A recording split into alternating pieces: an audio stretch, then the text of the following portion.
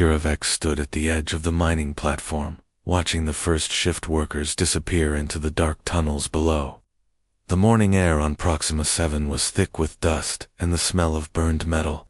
She pulled her worn jacket tighter around her shoulders and checked the time on her wrist display. Another day of cleaning equipment and sorting, or samples, waited for her. The other Valorians on the mining colony avoided her. They whispered when she walked past, their crystalline skin glowing faintly with the energy that flowed through their bodies. Kira's skin remained dull and lifeless, a constant reminder of what she lacked. She had been born without the gift that defined her people. No energy manipulation, no crystal resonance, no power at all. Just a broken Valorian who could barely afford food. Her supervisor, a human named Bill Carter, found her near the equipment shed. "Kira, I need you to check the ventilation systems in Sector 7 today," he said, handing her a data pad. "The readings have been strange all week." Kira nodded and took the device. Bill was one of the few people who treated her normally.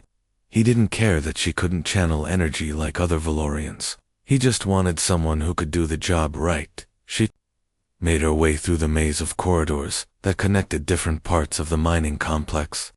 The walls were carved from solid rock, reinforced with metal beams that creaked under the weight of the mountain above.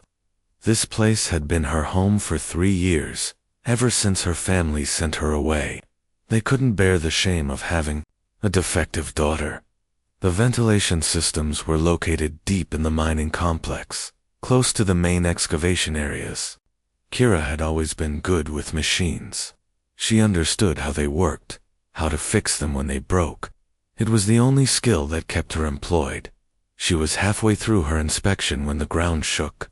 A low rumble echoed through the tunnels, followed by a series of sharp cracks. Kira dropped her tools and pressed her back against the wall. The lights flickered, and dust rained down from the ceiling. An alarm began to wail. The sound bounced off the walls, growing louder and more urgent. Kira's heart pounded as she realized what was happening. Cave-in, the worst nightmare of every mining operation. She ran toward the main platform, following the emergency lights that guided people to safety. Other workers rushed past her, their faces pale with fear. She could hear shouting in the distance, voices calling for help. The platform was chaos.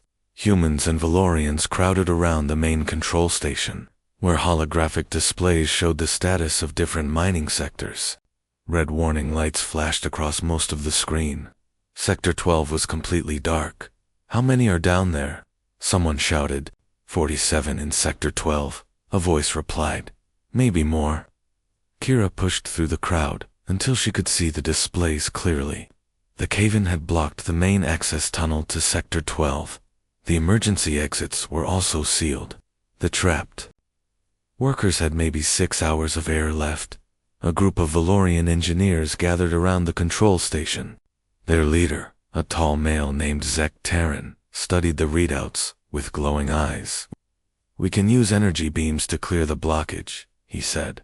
"It will take time, but we can break through."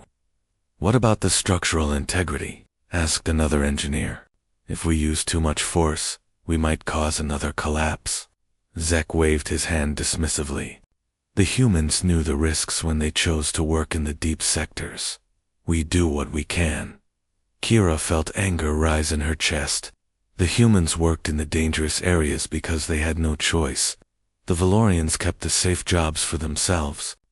Now they were talking about the trapped workers like their lives didn't matter. She watched as the rescue operation began. The Valorian engineers focused their energy into concentrated beams, trying to cut through the collapsed rock, but the mountain fought back. Every time they made progress, more rocks fell. The tunnel system was too unstable. Hours passed. The rescue teams made little progress. The trapped workers sent desperate messages through the emergency communication system. The air was running out. People were getting sick. Some had already lost consciousness. Kira found herself studying the mine's blueprints on a nearby terminal. She had cleaned these tunnels for years. She knew every pipe, every support. beam, every forgotten maintenance shaft. There had to be another way. That's when she noticed him. A human man in his 30s, wearing the blue uniform of an engineer. He stood apart from the crowd, studying the same blueprints she had been looking at. His dark hair was messy, and his clothes were wrinkled like he had been working all night. He looked up and caught her staring. Instead of turning away like most people did, he walked over to her. "You're Kira, right?" he said. "I'm Jake Morrison. I just started working here last week." Kira nodded, unsure why he was talking to her. Humans usually ignored her, just like the Valorians did. "I've been watching the rescue operation," Jake continued.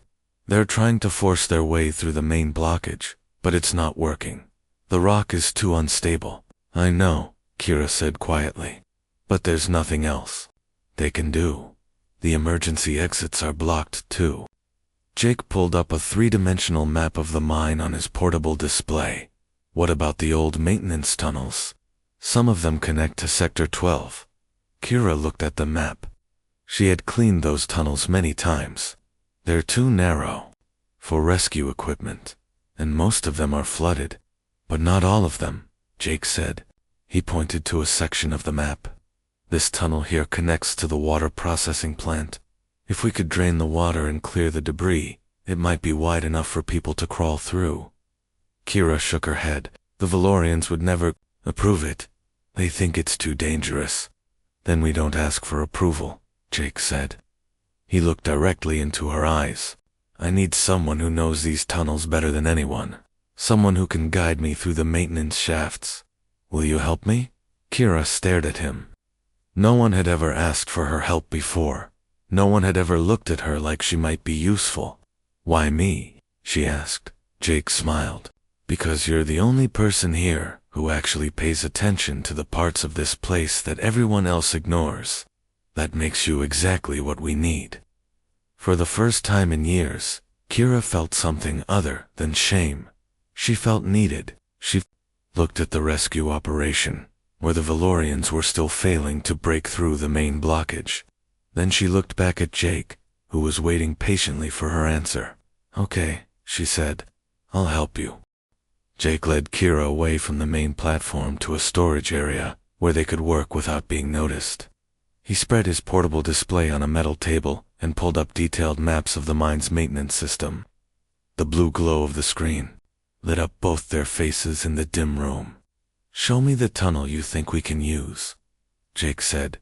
Kira pointed to a narrow passage that connected the water processing plant to Sector 12.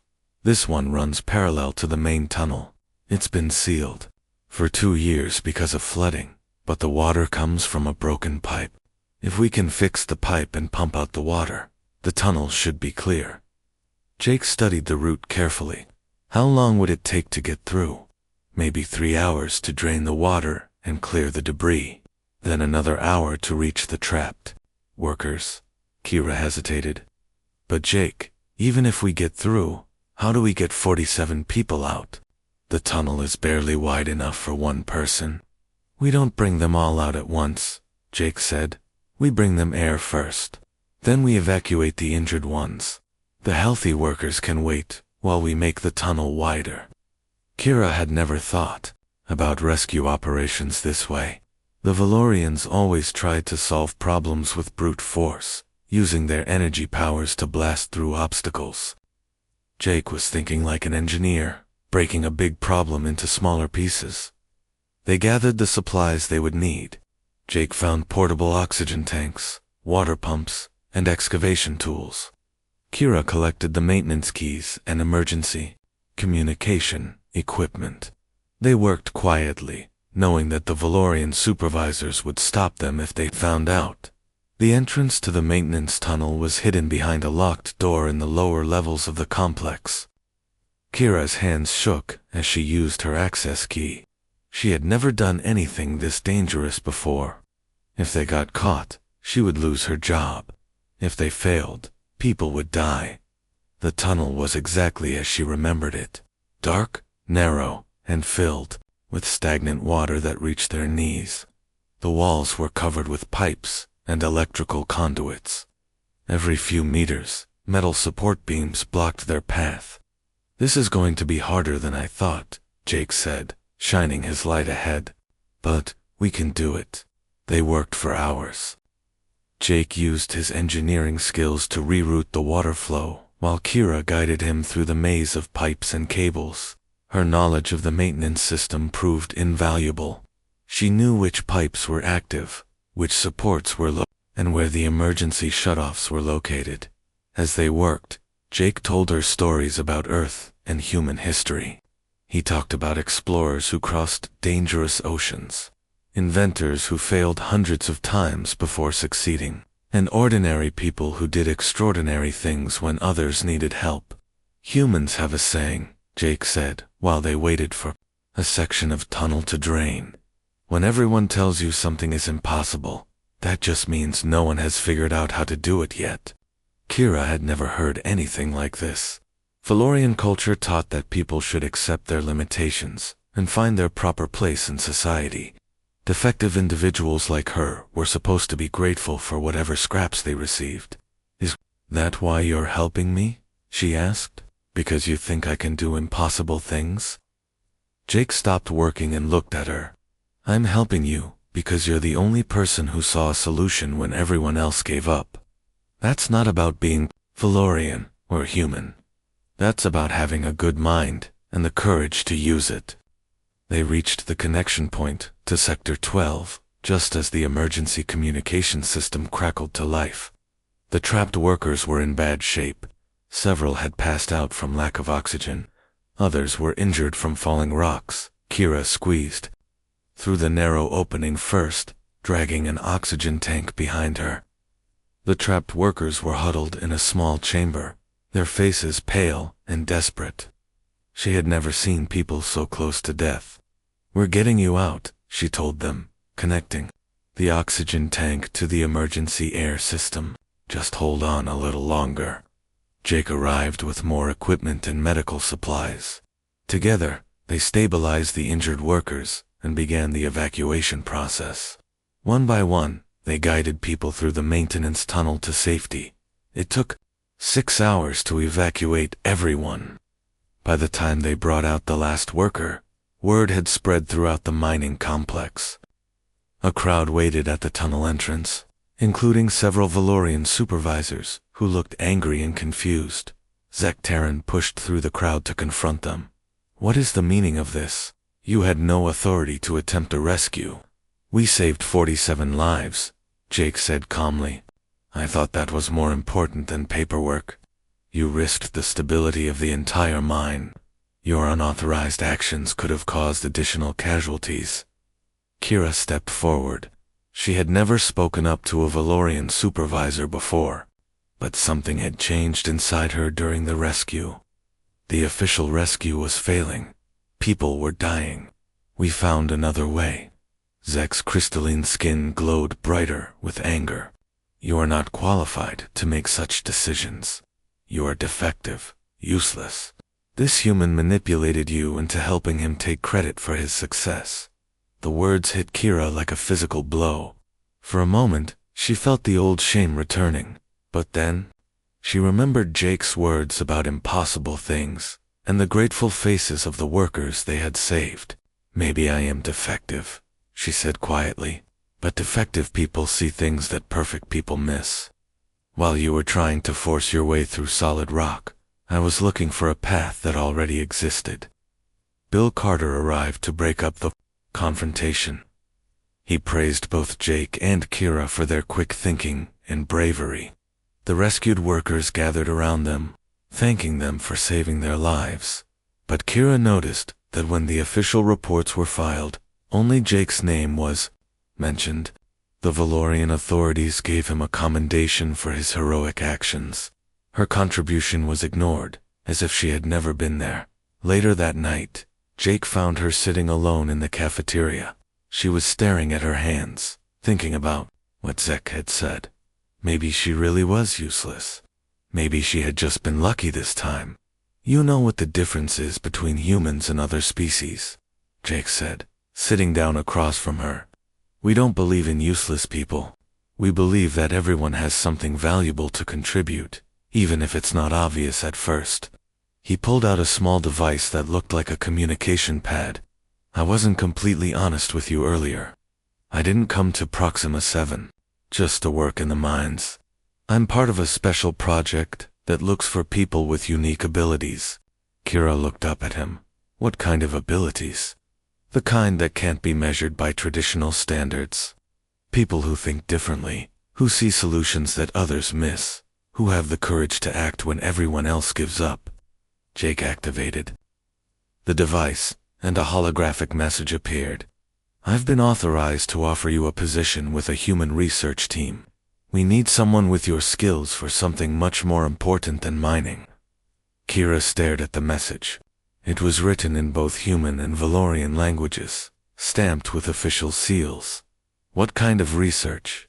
The kind that might save the galaxy, Jake said.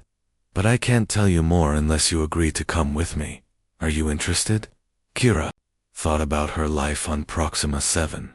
The lonely nights, the constant rejection, the feeling of being worthless. Then she thought about the rescue, and how good it felt to help people, to be needed. When do we leave?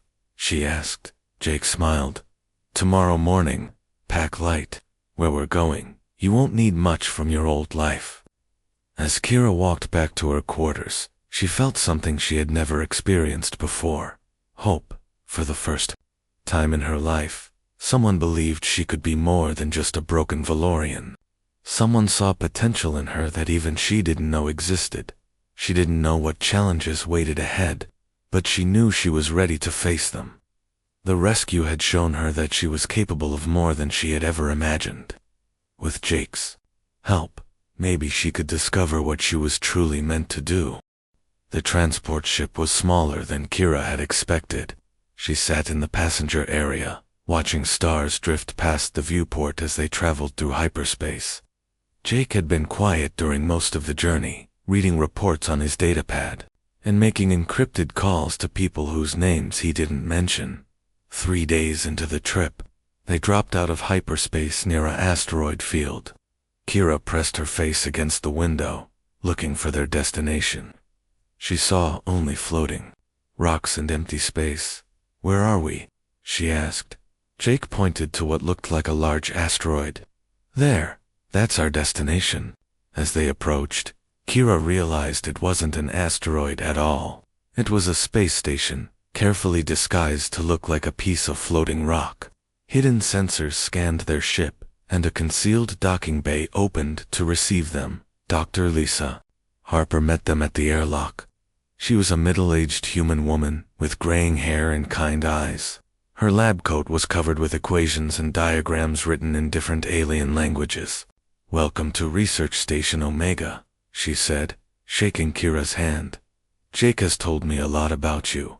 I'm very interested to learn more about your abilities. Kira looked around the station as they walked through the corridors. It was much larger than it appeared from outside. She saw humans working alongside members of species she didn't recognize. Some wore the uniforms of different military organizations, while others wore civilian clothes. What kind of research do you do here? Kira asked.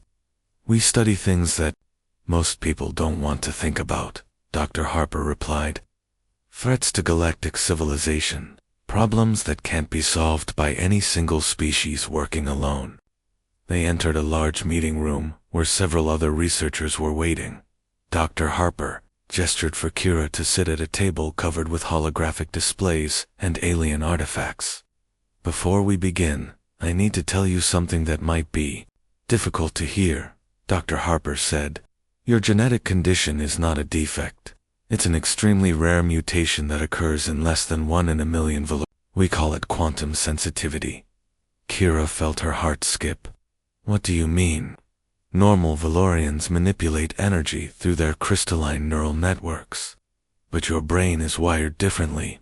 You can perceive and interact with quantum fields that other members of your species cannot detect.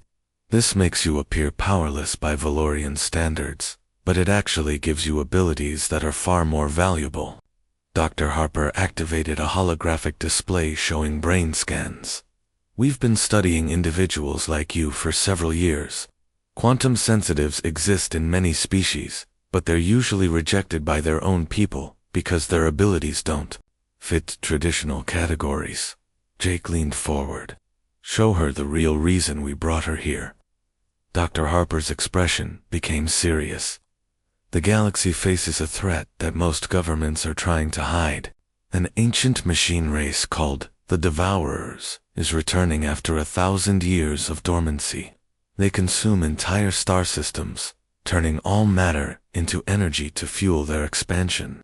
The holographic display changed to show images of dead solar systems, planets reduced to dust, stars dimmed to flickering embers.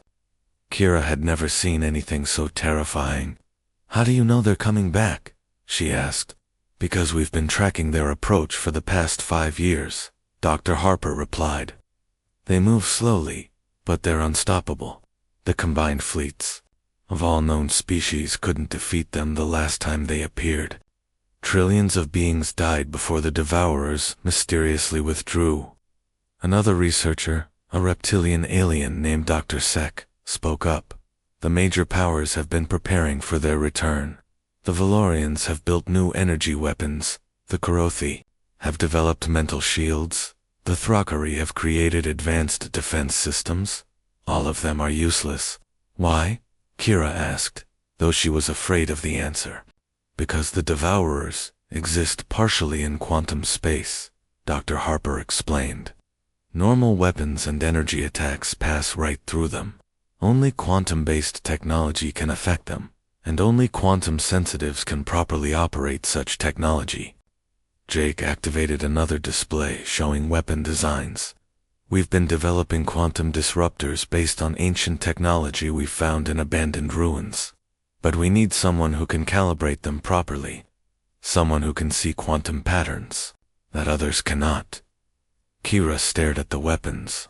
They looked nothing like the energy guns and plasma cannons she was familiar with. These devices seemed to bend reality around them, creating fields of distorted space. You want me to help build weapons? She asked.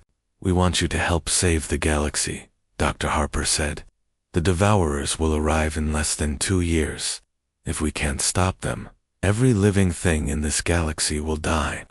The weight of the revelation crushed down on Kira. She had gone from being a useless mine worker to potentially being the key to galactic survival. It was too much to process. I don't understand, she said. If this is so important, why doesn't everyone know about it? Why are you working in secret? Dr. Sek answered. Because the major powers believe they can handle the threat using traditional methods. They refuse to admit that their weapons are useless. They would rather maintain the illusion of control than accept help from outcasts and defects. Jake placed a hand on Kira's shoulder. That's why we need people like you. People who have been rejected by their own societies, but possess abilities that could save everyone. You're not broken, Kira. You're exactly what we need. Dr. Harper led them to a laboratory, where several quantum disruptor prototypes were being tested. The devices hummed with an energy that made Kira's skin tingle. She could see patterns in the quantum fields that surrounded them, flowing currents of probability that others couldn't perceive. Try touching this one, Dr. Harper said, pointing to a partially completed weapon. Kira hesitated, then placed her hand on the device. Immediately, she could sense its internal structure. The quantum field generators were misaligned, causing energy to leak into normal space instead of staying in the quantum realm. It's not working properly, she said. The field generators are out of phase with each other. Dr. Harper exchanged excited glances with the other researchers. Can you fix it? Kira closed her eyes and let her quantum sensitivity guide her. She could feel the delicate balance of forces within the weapon. Slowly, carefully, she began to adjust the settings. The weapon's hum changed pitch, becoming deeper and more stable. The quantum fields aligned themselves into perfect harmony. Energy readings on the monitoring equipment jumped to levels they had never seen before. Incredible, Dr. Harper whispered. It took our best engineers 6 months to get that far, and you did it in minutes.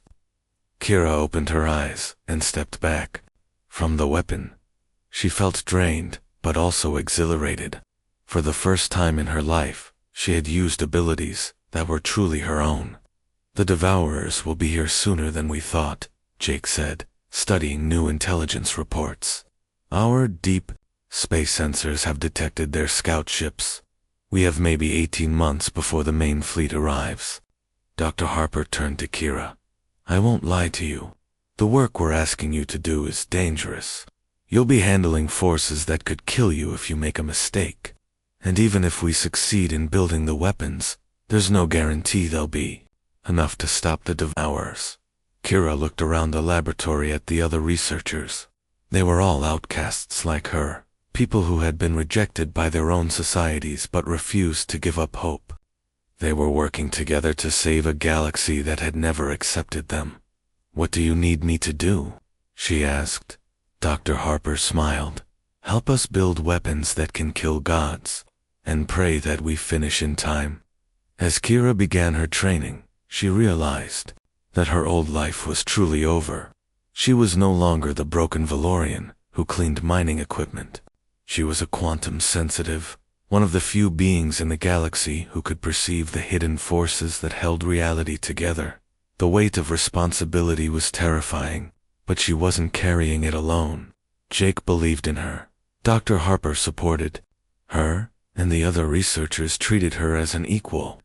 For the first time in her life, she belonged somewhere. The Devourers were coming, and she would be ready for them. 14 months later, Kira stood in the main laboratory, watching emergency broadcasts from across the galaxy. The Devourers had arrived 3 weeks ahead of schedule, and the outer colonies were falling faster than anyone had predicted. The holographic displays showed the same horrifying pattern repeating on world after world. Massive black ships would appear in a system, seemingly from nowhere. They would unleash swarms of smaller vessels that consumed everything in their path. Within hours, entire planets would be reduced to empty husks. The Valorian fleet engaged them at Kepler Station, Dr. Harper reported, her voice grim. They lost 60 ships in the first assault. Their energy weapons had no effect at all. Jake was monitoring communications from the various military commands. The Karathi are pulling back to defensive positions. The Thrakari abandoned their outer settlements. Everyone is retreating toward the core systems. Kira barely heard them. She was focused on the quantum disruptor array that filled the center of the laboratory. 37 weapons, each one calibrated to her precise specifications. They represented 2 years of work, countless sleepless nights, and the hopes of everyone on the research station. The targeting system is still not responding correctly, she said, running her hands over the control interface. The quantum fields are stable, but something is interfering with the aiming matrix. Dr. Sek looked up from his workstation. The interference is coming from the Devourers themselves. Their quantum signatures are disrupting our sensors. Kira closed her eyes and extended her quantum sensitivity outward. She could feel the distortions in space-time caused by the approaching enemy fleet. The Devourers existed partially outside normal reality, which made them nearly impossible to target using conventional methods. I need to recalibrate the entire array, she said, but it will take at least 6 hours. We don't have 6 hours, Jake said. The Devourers are heading straight for the Valorian homeworld. They'll be here in 4 hours. Kira felt panic rising in her chest. After all their work, after all the sacrifices, they were going to fail because of a technical problem. The quantum disruptors were powerful enough to hurt the Devourers, but only if they could actually hit them. There might be another way, Dr. Harper said slowly. If we can't target them remotely, we need to get closer. Close enough for manual targeting. Jake shook his head. The Devourers have destroyed every ship that got within weapons range. It would be suicide. Not if we use the right kind of ship, Dr. Harper continued. Something small enough to avoid their attention, but fast enough to get in and out quickly. Kira looked at the quantum disruptor array. How many weapons could a small ship carry? Maybe 5 or 6, Dr. Sek replied. Not enough to stop their entire fleet, but enough to damage their command ship. The Devourers are a hive mind, Dr. Harper explained. If we can destroy their central processor, the rest of the fleet should become disorganized. That might give the conventional forces a chance to fight back. Jake was already pulling up ship specifications on his datapad. We have a modified courier ship in the docking bay. It's fast and has good stealth capabilities, but someone would have to operate the weapons manually. All eyes turned to Kira. She was the only one who could calibrate the quantum disruptors in real time, adjusting them to match the enemy's quantum signature. It would have to be her. I'll do it, she said. Kira, you don't understand, Jake said. The courier ship only has room for one person. You'd be going alone. Then come with me, she replied. You know the ship's systems better than anyone. Dr. Harper looked at both of them. Are you sure about this? If you fail, there won't be another chance. Kira thought about the mining colony where she had grown up, the people who had called her useless and broken. She thought about the Valorian homeworld, where billions of her people lived in cities of crystal and light. She thought about all the worlds that had already fallen to the Devourers, and all the worlds that would fall if they didn't act. I'm sure, she said. The next hour was a blur of preparation. Jake and Kira loaded the quantum disruptors into the courier ship, while Dr. Harper programmed the navigation system. The weapons were smaller than the laboratory prototypes, but they still filled most of the ship's cargo bay. Remember, Dr. Harper said, as they prepared to launch, you only need to hit the command ship. It's the largest vessel in their fleet, and it will be surrounded by smaller escorts. Get in fast, fire everything you have, and get out before they can respond. Jake sealed the airlock and began the launch sequence. Kira strapped herself into the co-pilot's seat and ran through the weapon system checks one final time. The quantum disruptors were functioning perfectly, but she knew they would need constant adjustment. Once they encountered the enemy, the courier ship slipped away from the research station and accelerated toward the Valorian system. Through the viewports, Kira could see the flashes of distant explosions as the conventional fleet engaged the Devourers. They're taking heavy losses, Jake reported, monitoring the military communications. The Valorian command wants to know if we're ready to deploy the secret weapons.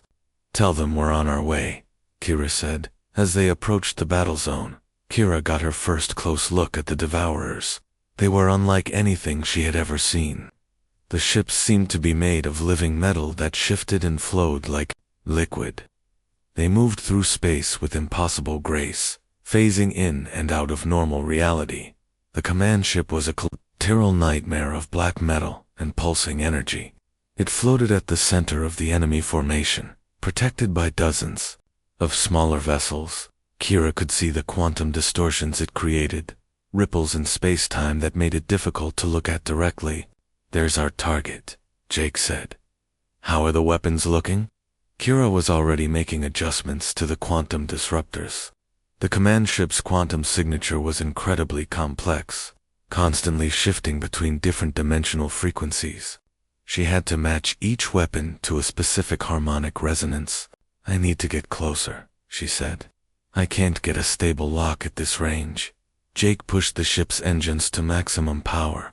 They dove toward the enemy formation, using the chaos of battle to avoid detection. Valorian ships exploded around them, as the Devourers' weapons tore through their energy shields. 2 kilometers and closing, Jake reported. They haven't noticed us yet. Kira's hands flew over the weapon controls. The quantum disruptors were almost ready, but she needed a few more seconds to complete the calibration. The command ship filled their viewports, its alien hull crackling with energy. Now, she shouted. Jake triggered the firing sequence. 6 quantum disruptors fired simultaneously, their beams invisible to normal eyes, but clearly visible to Kira's quantum sensitivity. The weapons struck the command ship's hull, tearing through its quantum shields and penetrating deep into its core. The effect was immediate and devastating. The command ship convulsed as its quantum matrix destabilized. Explosions rippled across its hull, and the smaller escort vessels suddenly became erratic in their movements. "Direct hit," Jake yelled. "The command ship is breaking apart." But their victory was short-lived.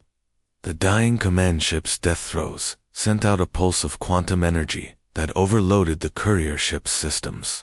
Alarms blared as the engines failed and the life support systems began to shut down. "We're losing power," Jake said, fighting to keep the ship stable. "The quantum pulse fried our electrical systems."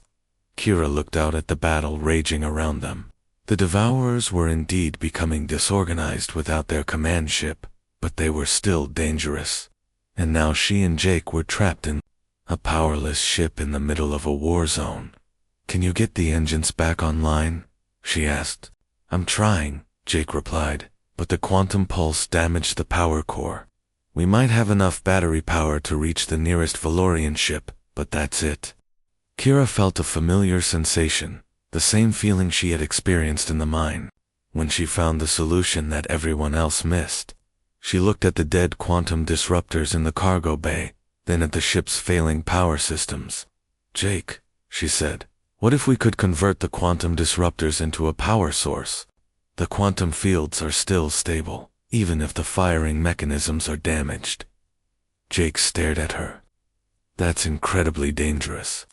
If you miscalculate the field harmonics, we could create a quantum explosion that would destroy half the star system. But it might work," Kira said.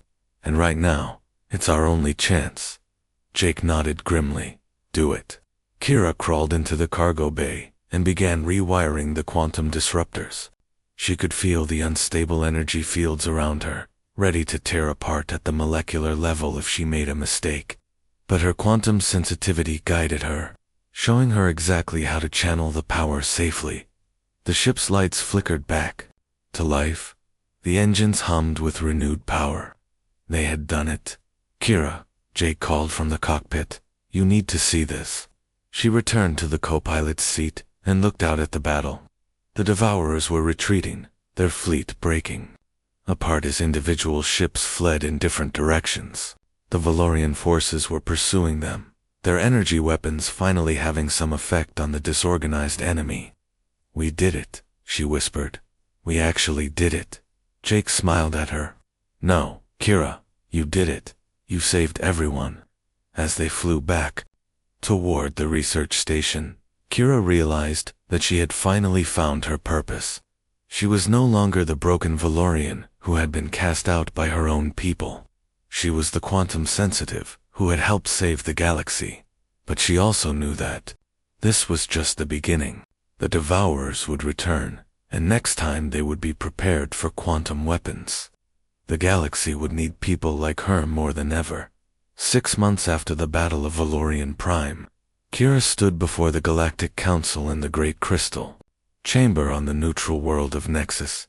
Representatives from dozens of species filled the circular assembly, their voices creating a constant hum of debate and discussion. The official reports had been filed, the medals distributed, and the heroes celebrated. But Kira knew the truth that the politicians didn't want to face. The Devourers had been defeated, not destroyed. Their scattered fleet was regrouping somewhere beyond the galaxy's edge, preparing for another assault.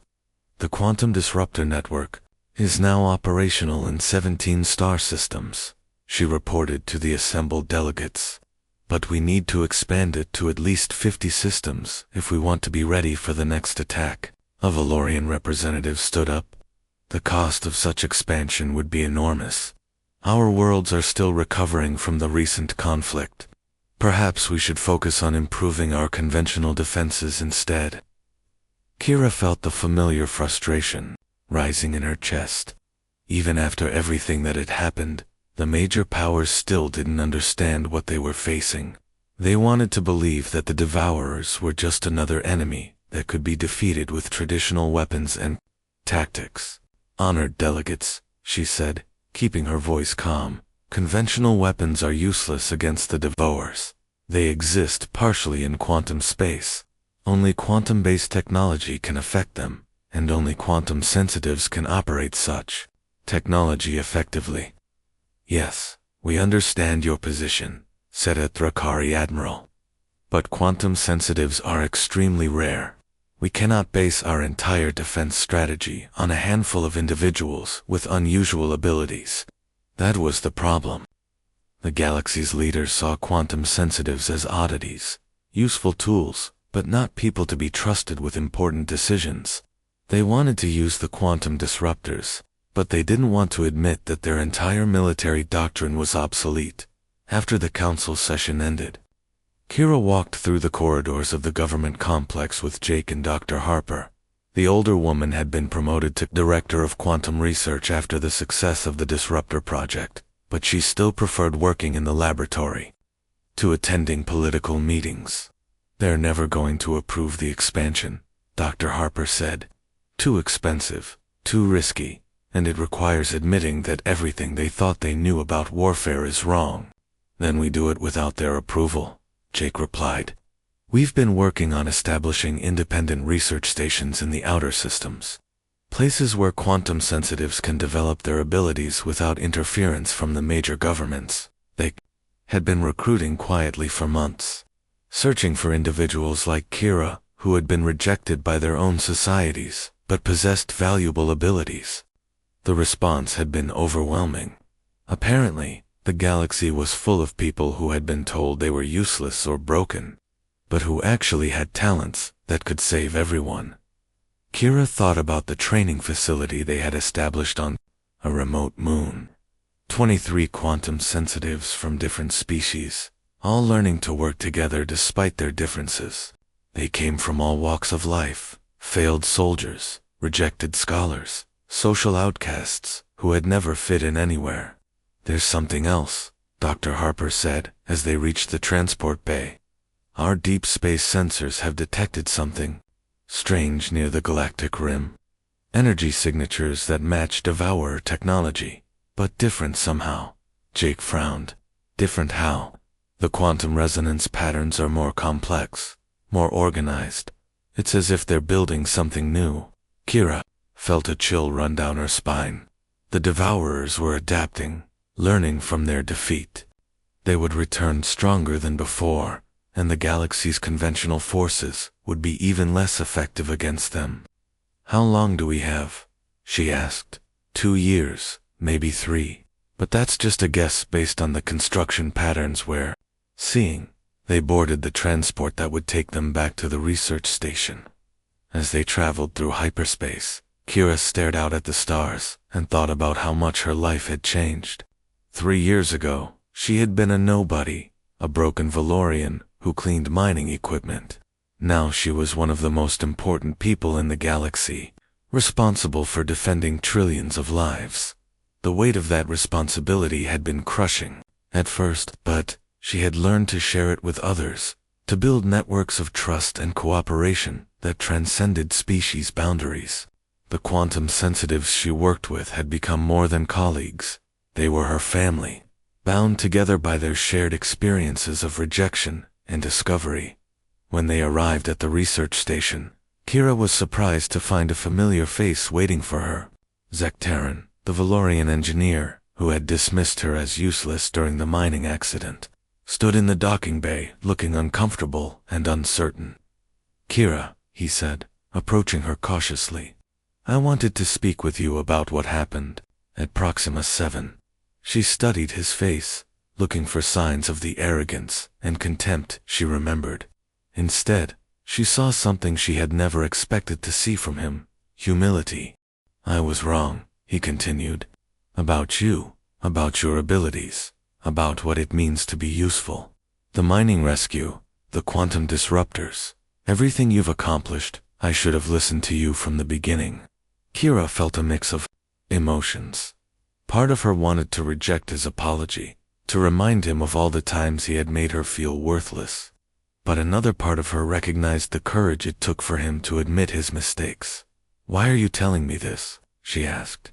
Because the Valorian Council has authorized me to offer you a position as Director of Quantum Research for our military. Full authority over weapon development, unlimited resources, and the respect that should have been yours from the beginning. It was everything she had dreamed of when she was younger. Recognition from her own people, a chance to return home as a hero instead of an outcast. But as she looked around the research station, at the quantum sensitives from dozens of species, working together, she realized that home was no longer a place but a feeling. I'm honored by the offer, she said, but I already have a job. Zek looked confused. But surely you want to return to your own people, to take your rightful place in Valorian society. My people aren't just Valorians anymore, Kira replied. They're everyone who has been told they're useless, everyone who has been rejected for being different. I can't abandon them to seek approval from those who never believed in me. After Zek left, Kira found herself in the main laboratory where her students were working on the next generation of quantum disruptors. They were young, eager, and filled with the same sense of purpose that had driven her to succeed. Among them was Amy Rodriguez, a human engineer who could see quantum probability fields. There was Vex Corin, a Thrakari mathematician who could calculate quantum equations in his head. And there was Zara Kalt, a Karathi telepath who could interface directly with quantum computer systems. All of them had been rejected by their own societies for being different. All of them had found their true purpose here, working together to defend a galaxy that had never accepted them. The new disruptor designs are ready for testing, Amy reported. We've incorporated the adaptive targeting systems you suggested. They should be much more effective against the Devourer's new quantum shielding. Kira smiled. Her students had surpassed her expectations, developing innovations that she never would have thought of on her own. They represented the future of galactic defense, a new generation of protectors who understood that diversity was strength. Jake joined her at the observation window overlooking the laboratory. Any regrets about turning down the Valorian offer? None, she said. I spent my whole life trying to fit into a society that didn't want me. Now I'm helping to build something better. And what's that? A place where being different isn't a curse, it's a gift. Where people are valued for what they can contribute, not for how well they conform to expectations. As they watched the young quantum sensitives work, Kira thought about the future. The Devourers would return, stronger and more dangerous than before. But they would face a galaxy that had learned to embrace its outcasts, to value diversity over conformity. The quantum-sensitive network now spanned dozens of worlds, with more joining every month. They were no longer hiding in secret research stations, but working openly, training the next generation of defenders. Kira had found her destiny, not as a fixed member of any one species, but as a bridge between worlds. She helped those who had been rejected discover their true potential, and in doing so, she had discovered her own. The girl who had once been called useless was now the architect of the galaxy's defense. The broken Valorian had become the foundation upon which hope was built. And when the Devourers returned, they would find not a scattered collection of species fighting alone, but a united galaxy that had learned to see strength in what others called weakness. Kira smiled as she watched her students work. They were the future, and the future was bright with possibility. The galaxy would be ready for whatever came next, because it had learned the most important lesson of all, that sometimes the people who don't fit in are exactly the ones you need to save everyone else.